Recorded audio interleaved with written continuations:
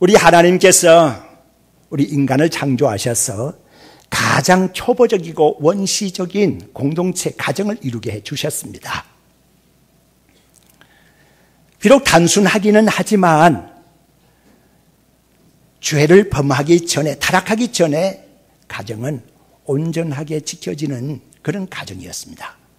그런데 죄를 범하고 난 다음에는 이 가정이라고 하는 공동체가 원하는 목적을 달성할 수 없게 된 겁니다. 하나님께 영광을 돌려드리는 일을 할 수 없게 된 겁니다. 힘쓰고 애쓰지 않으면 어렵게 됐습니다. 죄를 범하고 타락한다고 하는 것은 기차가 레일을 벗어난 것과 똑같은 겁니다. 레일을 벗어난 기차는 목적지에 갈 수가 없다고 하는 사실을 우리는 잘 알고 있지 않습니까? 관역을 벗어나서 명중시킬 수 없는 화살과 같은 겁니다. 날아가면 날아갈수록 관역과는 거리가 멀어져 버리는 것이죠. 부모님께 드리려고 물을 떠가지고 가다가 엎어진 겁니다. 다시 주워 담아서 갈 수는 없지 않습니까? 다 털려져 버린 겁니다. 이게 죄를 범한 인간 공동체의 모습이라고 볼 수가 있습니다. 가장 작은 가정이라는 공동체에서부터 출발을 해서 믿음의 성도 여러분, 우리 가운데 어느 누가 혼자 생겨난 사람이 있겠습니까? 아무리 없다 해도 아버지 어머니는 계시지 않겠습니까? 아버지와 어머니의 사랑의 결실인 내가 태어났다고 하면 말입니다. 우리는 가정을 다 가지고 태어난 존재라 그렇게 볼 수가 있습니다. 그렇게 해서 또 다른 공동체로 발전해 나갑니다. 학교라는 공동체로 나갈 수도 있고 직장이라는 공동체로 나갈 수가 있습니다. 그리고 우리가 하나님을 믿게 되면 교회라는 공동체를 이루게 되는 것입니다. 어떤 공동체이든지 간에 공동으로 이루려고 하는 목적이 있게 마련입니다. 그 목표를 정해놓았으면 그것을 이루기 위해서 최선의 경주를 다하게 되는 것이죠. 공동선을 이루기 위해서 생각을 모두고 행동을 모두고 말을 함께 하면서 함께 한 덩어리가 돼서 움직이게 되는 것이죠. 공동체의 목표하는 바를 이루기 위해서 말입니다. 우리가 이스라엘 백성들을 생각하게 됩니다. 이스라엘 백성들이 애굽에서 벗어나게 된 것, 그때 당시에 최강대국이었던 애굽을 10가지 재앙으로 하나님이 내려주셔서 초토화시켜버리고 이스라엘 백성들을 해방시킨 이유가 무엇입니까? 이스라엘 백성들로 하여금 약속의 땅인 가나안으로 들어가게 하기 위한 것이었습니다. 단순히 자유만 얻고 끝내는 것이 아니잖아요. 홍해 바다를 육지같이 건넜습니다. 이유가 무엇입니까? 그런 이적과 기적을 체험하게 하면서 건너게 한 이유가 무엇입니까? 가나안 땅, 약속의 땅으로 들어가게 하시기 위함이었습니다. 그들이 40년 동안의 광야 생활을 거치면서 유리방황하면서 힘들고 어려운 과정을 거치면서 하나님께서 그들에게 만나와 메추라기를 내려주셨고 그리고 반석에서 물이 솟구쳐나게 해주셨고 적들이 생겨나게 되면 하나님께서 그들을 손 하나 까딱하지 않게 다 물리쳐 주신 것도 그들로 하여금 가나안 땅에 들어가게 하기 위함이었습니다. 그 목표하는 바를 이루게 하기 위해서 우리 하나님께서 이스라엘에게 명령하셨고 율법을 주셨고 모세라고 하는 걸출한 인물을 세워주셨고 그 다음에는 여호수아를 세워주셔서 안내를 인도를 해가는 것입니다. 이제 모세의 영도하에 요단강 동편에 섰습니다. 요단강만 건너게 되면 그렇습니다. 요단강만 건너게 되면 약속의 땅으로 들어가는 겁니다. 그런데 바로 이것이 아주 획기적인 사건입니다. 요단강을 건넌다고 하는 것이 얼마나 힘들고 어려웠는지 우리는 오늘 이 본문의 말씀에서 그 요단강을 건너지 않겠다고 나서고 주장하고 있는 두 지파를 통해서도 알 수가 있고 모세를 통해서 그 두 지파에 대하여 어떻게 말씀하셨는지에 대해서 생각해 보면 넉넉히 알 수가 있습니다. 신명기 27장의 2절, 3절, 4절 그리고 거쳐 지나가면서 12절까지 보게 되면은요 요단강을 건넌다고 하는 그 구절이 네 군데나 나와 있습니다. 그 정도로 요단강을 건넌다고 하는 것은 아브라함이 갈대아 우르를 벗어나는 것과 홍해 바다를 건넌 것과 마찬가지로 아주 획기적인 사건이 될 수가 있다고 하는 것입니다. 이스라엘 백성들이 요단강을 건너지 아니하면 하나님의 약속하고는 아무런 상관이 없는 백성이 될 수밖에 없는 것이거든요. 이제 그들은 필경은 요단강을 건너야 되는 것입니다. 요단강 동편에 와가지고 이제 강만 건너면 되는데 루벤과 갓 지파 두 족속 자손들이 나서서 요구를 하는 것이 있었습니다. 그 요구하는 바는 루벤과 갓 지파 서로 간에 얘기가 오고 가고 입을 맞추어서 함께 왔는지는 모르겠지만은 일단은 두 지파 족속들이 와가지고서 자손들이 와서 요청하는 것이 있었습니다. 그것이 뭔가 하면 오늘 이 본문의 말씀의 1절에 우리의 가축은 너무 때가 많습니다. 그러니까 5절의 말씀 보니까 이 요단강을 건너지 않게 해주시고 이 요단강 동편의 땅을 차지하게 해주십시오라고 하는 요청이었습니다. 이 요청을 할 수 있을까요? 이것이 가능한 말일까요? 이렇게 해서는 안 된다는 것입니다. 이미 그들은 다 알고 있었습니다. 요단강을 건너가서 차지해야 할 땅은 이미 원주민들이 있습니다. 그 원주민들은 아낙 자손과 같이 장대한 민족이라고 했습니다. 그리고 그들은 전쟁을 오랫동안 치르면서 아주 전사 같은 사람들이었습니다. 그들이 살고 있는 성은 아주 굳건했으며 그들이 살고 있는 성은 높아서 아주 높아서 위로 치켜 쳐다보아야지 끝이 보일 정도였습니다. 그러니까 요단강을 건너서 간다고 하는 것은 이들과 전쟁을 불사하겠다는 얘기 아닙니까? 전쟁을 하게 되면 생명 걸고 해야 되는 거 아니겠습니까? 처자식이 걸리게 되는 것이고 많은 가축들이 걸리는 거 아니겠습니까? 그렇기 때문에 이 요단강을 건너지 못하겠다고 하는 주장을 하는 것이지 않습니까? 아, 이거 큰일 났습니다. 이런 분위기가 다른 지파에게도 알려지게 되면 다른 지파들 역시 마찬가지입니다. 누군들 어느 지파인들 생명 걸고 싸우려고 하겠습니까? 힘들게 어렵게 도전하고 모험할 리가 없지 않습니까? 여기가 조사원이 여기 살겠습니다. 우리는 요단강 건너가서 서편 땅을 기업지로 분여받기 싫습니다. 우리는 전쟁 치르기 싫습니다. 요단강 건너기 싫습니다. 우리는 이 요단 동편에서 있겠습니다. 라고 하는 분위기가 퍼져나가게 되면 이거 큰일이지 않습니까? 믿음의 성도 여러분, 과연 이렇게 해서 공동체가 이루려고 하는, 성취하려고 하는 목표를 잃어버리면 되겠는가 하는 것입니다. 이제 우리는 어떤 공동체인가 하는 제목을 가지고 한 두어 가지 정도를 생각하면서 은혜를 나누려고 합니다. 여기에서 문제가 되는 것이 뭔가 하면 첫째는 소탐대실입니다. 작은 것에 대해서 탐을 내게 되면 큰 것을 잃어버린다고 하는 교훈을 우리가 여기서 받게 되는 겁니다. 오늘 이 본문의 말씀의 앞에 31장의 말씀을 보게 되면 이스라엘 백성들은 각 지파마다 1000명씩을 내가지고 12,000명의 군사를 모집하고 그리고 전쟁을 치르게 됩니다. 그 상대가 누군가 하면 5왕으로 이루어져 있는 미디안 사람들입니다. 미디안 사람들은 엄청 숫자가 많았기 때문에 다른 곳의 성경을 보게 되면요, 메뚜기 떼만큼이나 미디안의 사람들은 많다고 했습니다. 그런 사람들과 상대로 해서 싸우게 되는데 이스라엘 사람들은 달랑 12,000명 가지고 나가서 전투를 치르게 되는데 엄청난 승리를 거두고 돌아왔습니다. 그런데 여러분, 민수기 31장에 기록되어 있는 이 전쟁사에 대해서는 별로 아는 바가 없지 않습니까? 왜 그런가 하고 제가 깊이 한번 생각을 했습니다. 이스라엘 백성들이 요단강을 건너서 들어가서 전쟁을 치르는 것에 대해서는 사사기와 모든 역사를 통해서 알 수는 있게 되겠습니다만은 그 요단강을 건너기 전에 두 가지 큰 전투가 있었습니다. 그 첫 번째 전투는 아론과 훌이 함께 모세와 산 높은 곳에 올라가 있었고 그리고 여호수아가 대장군이 되어서 전쟁을 치룬 아말렉과의 전투였습니다. 이것에 대해서는 여러분들이 잘 알고 있지 않습니까? 모세가 손을 들고 내려오지 않으니까 전투를 이기고 있었고 내려오면 지는 것이기 때문에 해가 지도록까지 모세의 손이 내려오지 않았다고 하는 기록을 찾아볼 수가 있는데 이것이 출애굽기 17장에 기록되어 있는 내용이거든요. 그러니까 요단강을 건너기 전에 큰 전쟁이 두 건 있었는데 아말렉과의 전투는 우리에게 잘 알려져 있는데 바로 오늘 이 본문의 말씀 앞에 있는 미디안 31장에 있는 말씀 미디안 대군과의 싸움에 대해서는 왜 묵묵하고 우리는 잘 모르고 있는가 하는 것입니다. 그것은 단 한 가지 이유입니다. 승패를 가늠하는 데 있어서 다 엄청나게 어려운 전투이긴 하지만은 아말렉과의 전투는요, 스토리텔링이 잘 될 수 있는 전투입니다. 그렇죠?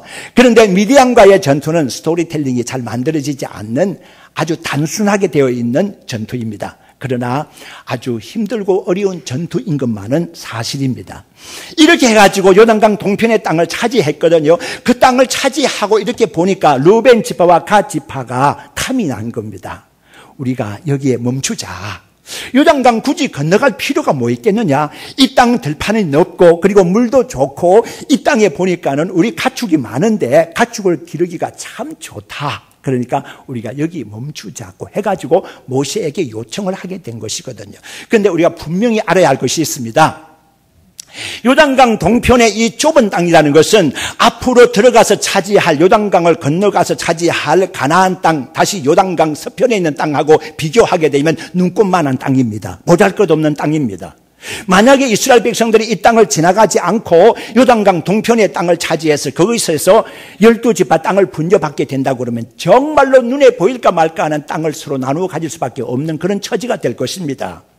그런 줄 뻔히 알면서도 르우벤 지파와 갓 지파가 이렇게 말도 안 되는 요청을 하고 있는 것입니다. 이것은 눈에 바로 보이는 이익 때문에 눈에 보이지 아니하는 약속을 저버리게 되는, 이건 정말 있을 수 없는 일이요.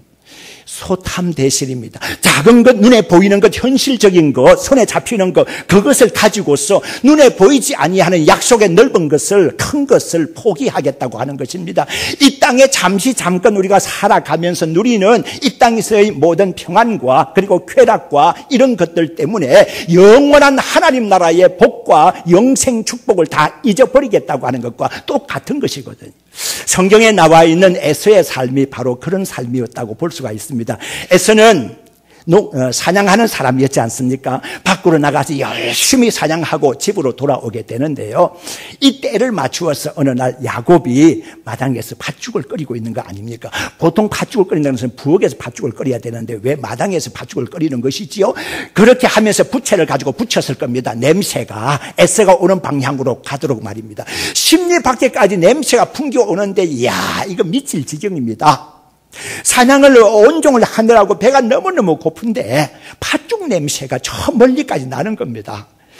에서가 오면서 아이고 배고파 죽겠다 그러면서 문을 열고, 이 사리문을 열고 탁 들었었는데 야곱이 그걸 끓이고 있는 거 아니면 팥죽을 끓이는 거 아닙니까? 그래서 야 아우야 나에게 팥죽 한 그릇 다오. 그랬더니 이제 야곱이 말합니다. 형님 공짜는 없어. 그러는 거예요. 그래 세상에 공짜는 없지. 그래 뭘 주마. 내가 이렇게 사냥을 해가지고 사냥감을 줄까? 아니에요. 그건 나 필요 없어요. 나는 그런 거 별로 안 좋아해요. 그래 나 알고 있다. 그럼 뭘 줄까? 뭐 주고 내가 팥죽 하나 얻을 수가 있겠니? 그랬더니 야곱이 하는 말이 형님 장자의 명분 나한테 넘기세요. 장자의 명분? 자, 이게 배가 고파서 죽을 판이 되었는데 장자의 명분이 무슨 소용이 있겠느냐고 에서는 스스로 그렇게 말합니다. 그러면서 자기의 장자의 명분을 야곱에게 넘겨버리고 팥죽 한 그릇을 받지 않습니까?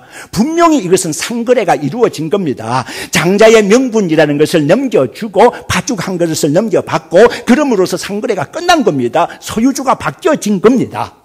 나중에 아버지 이삭이 축복을 할 때에 장남이라고 알고 축복을 해주죠. 이삭은 에서 장남을 너무너무 좋아했기 때문에 장남에게 모든 축복을 해준답시고 다 축복을 쏟아부어 주어버렸는데 동생 야곱에게는 줄 것이 없을 정도로 장남이라 생각하고 복을 다 쏟아부어 주어버렸어요.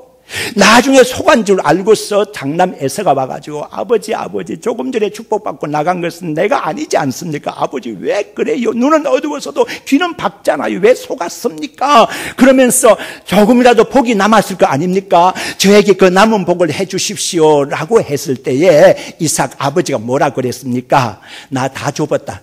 다 줘봤으나 아무것도 없다 그랬어요. 네 동생에게 다 넌 줄 알고 다 줘버렸다. 남은 거 없다고 그랬어요.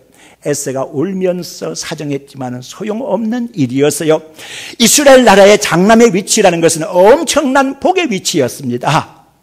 그렇지만은 에서는 그 모든 다른 형제들의 배나 받을 수 있는 복을 다 차버리고 말았습니다. 그 이유는 무엇입니까? 눈에 바로 보이는 먹을 수 있는 그 음식으로 인해서 장자의 명분을 팔아버렸기 때문이다. 이렇게 볼 수가 있습니다. 믿음의 성도 여러분, 지금 이스라엘 백성들이 모두 다가 이런 분위기에 젖어가지고 우리가 전쟁하기 싫습니다. 요단강 건너기 싫습니다. 여기서 멈춥시다라고 했으면 오늘 이 본문의 말씀에서 모세가 지적하고 있듯이 40년 전에 너희들 조상들이 가데스 바네아에서 건너가 차지할 수 있었던 가나안 땅을 말이야, 40년 동안 유리 방황하면서 고통을 겪으면서 여기까지 왔는데 너희들이 여기에서 요단강 동편 땅만 차지하고 요단강 건너가지 않겠다는 것은 그 일을 반복하는 것이다라고 하는 지적을 지금 하고 있는 겁니다. 믿음의 성도 여러분, 지금 이스라엘이라는 나라가 팔레스타인을 대상으로 해서 티격태격 싸우고 있는 거 여러분들이 아시지 않습니까? 지금 이스라엘 나라와 싸우고 있는 팔레스타인 사람들이 왜 그렇게 싸우고 그 땅을 떠나지 않고 있는 겁니까? 그들이 주장하는 것이 있습니다. 우리 조상들이 이 땅의 원주민이었다는 겁니다.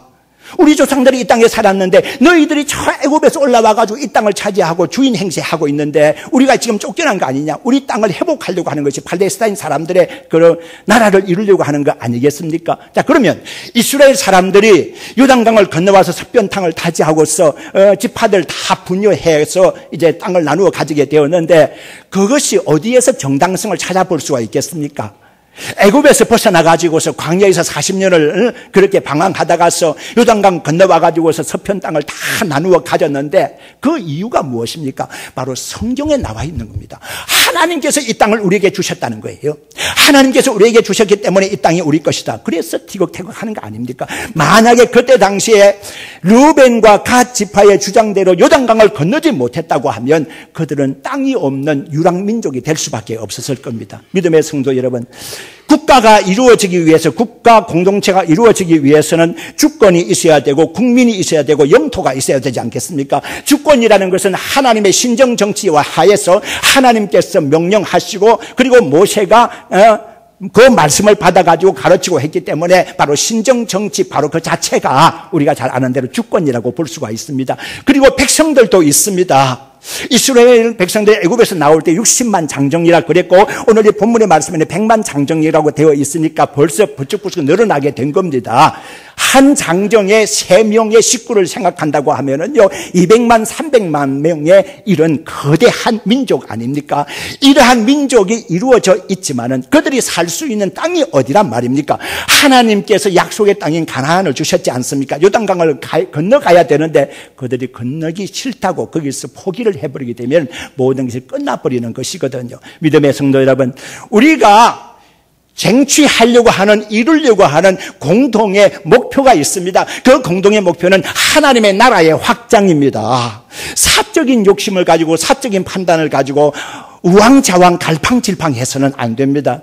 우리가 교회 안에서 힘쓰고 애써야 할 것은요, 우리 다가 하나가 돼서 한 힘으로 뭉쳐서 하나님의 영광을 위해서 무슨 일을 할 것인가를 생각해야 하는 것이 우리의 본분인 줄로 믿습니다. 이것을 저버리고 이것을 잊어버리고 개인적인 판단이나 개인적인 그런 욕심을 부리고 이기적인 생각 속에서 다투고 그렇게 해서는 절대로 안 된다고 하는 것을 교훈으로 받게 되는 것입니다. 오늘 이 본문의 말씀에서 두 번째 교훈을 받을 수 있는 것이 뭔가 하면 노블레스 오블리주의 교훈입니다.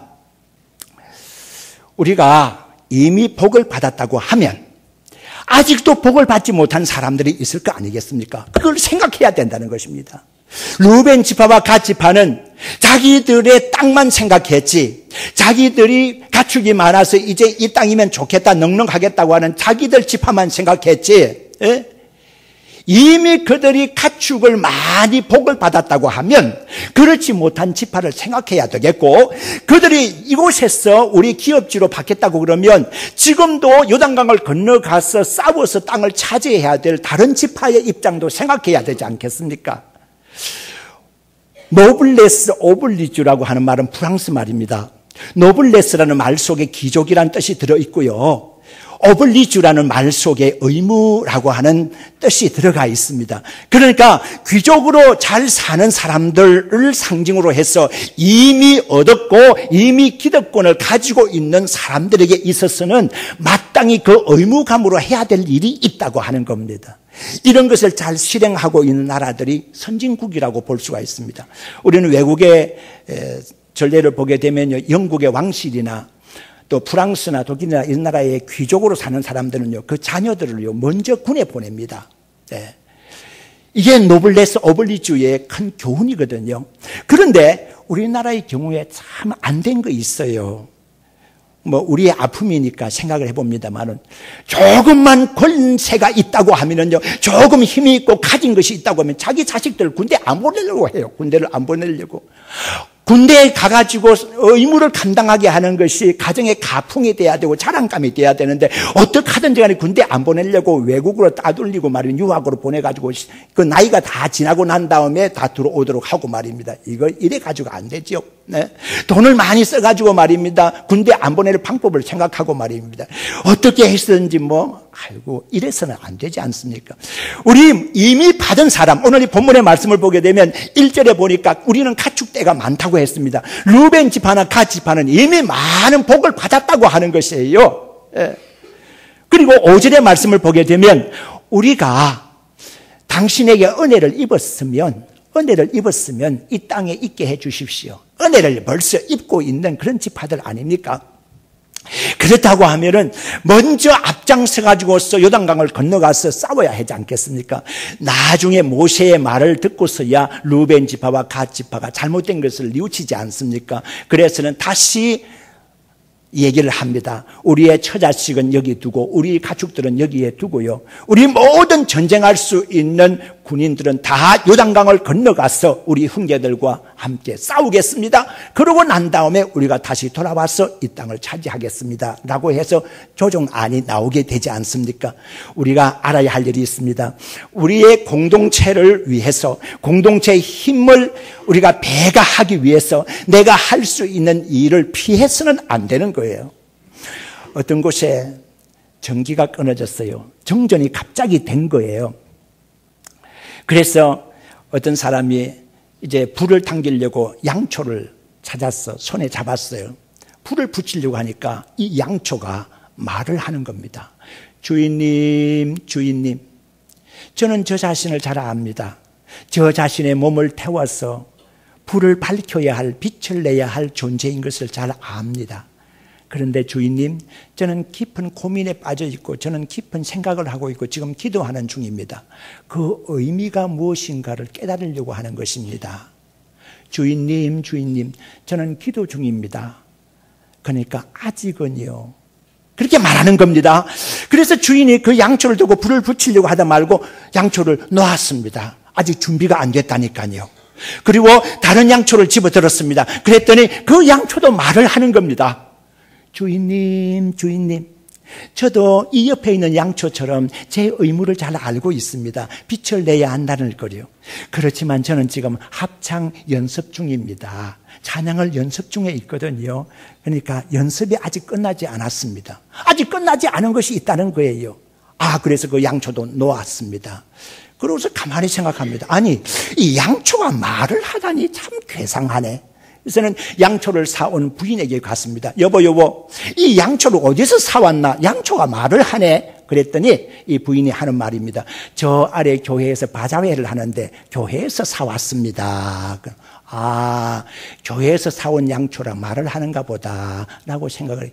이 얘기는요, 제가 지어낸 얘기가 아니라 맥스 루케이도라고 하는 사람이 나보다도 나를 더 사랑하는 주님이란 책 속에 나와 있는 얘기거든요. 우리는요, 주님을 위해서 일하려고 하고, 그리고 교회를 위해서, 공동체를 위해서 열심히 지금 일해야 된다는 것은 알고 있어요. 빛을 발해야 되는, 빛이 돼야 되고 소금이 돼야 될 존재라는 것은 알고 있어요. 그런데 지금은 못하겠다는 것입니다. 왜 못하는 거지요? 공동체를 위해서 왜 못하는 거지요? 지금 내가 여기에서 공동체를 위해서 하나님의 명령에 순종해서 해야 할 일이 무엇인지를 판단하고 앞으로 향하여 함께 나아갈 수 있기를 주의 이름으로 축원합니다.